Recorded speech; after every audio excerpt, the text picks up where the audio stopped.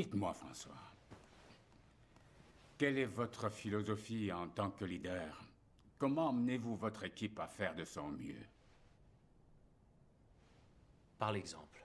J'ai toujours dirigé en montrant l'exemple, monsieur. Oh, c'est bien. C'est ce qu'il faut faire. Mais comment les amener à faire mieux que ce qu'ils croient être capables de faire? Ça, c'est très difficile, je trouve. Par l'inspiration, peut-être. Comment peut-on être inspiré et poussé vers l'excellence quand on n'a pas d'autre choix? Comment peut-on stimuler tous ceux qui nous entourent? J'ai tendance à penser que c'est en puisant dans le travail des autres. Sur Robben Island, quand les choses allaient très mal,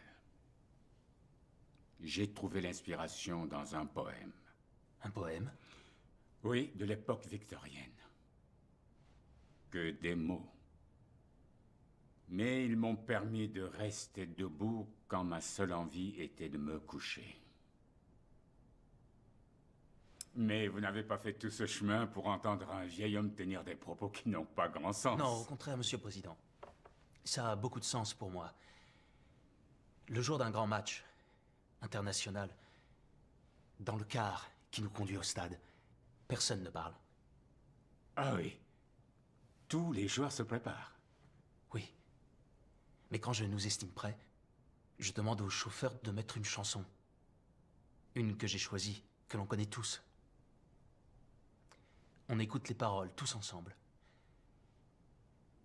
Et ça nous aide. Je me souviens lorsque j'ai été invité en 92 aux Jeux Olympiques de Barcelone.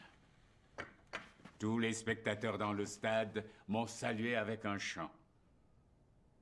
À l'époque, l'avenir, notre avenir, semblait très sombre. Mais écouter ce chant, avec les voix de milliers de personnes venues du monde entier, m'a rendu fier d'être sud-africain. Cela m'a donné l'envie de rentrer chez moi et mieux faire. Cela m'a permis d'exiger beaucoup plus de moi-même. Puis-je savoir quel était ce chant, monsieur? Eh bien, c'était Nkosi Sikelele Africa. Un chant des plus exaltants. Nous avons besoin d'inspiration, François. Parce que si nous voulons bâtir notre nation, nous allons tous devoir dépasser nos propres attentes.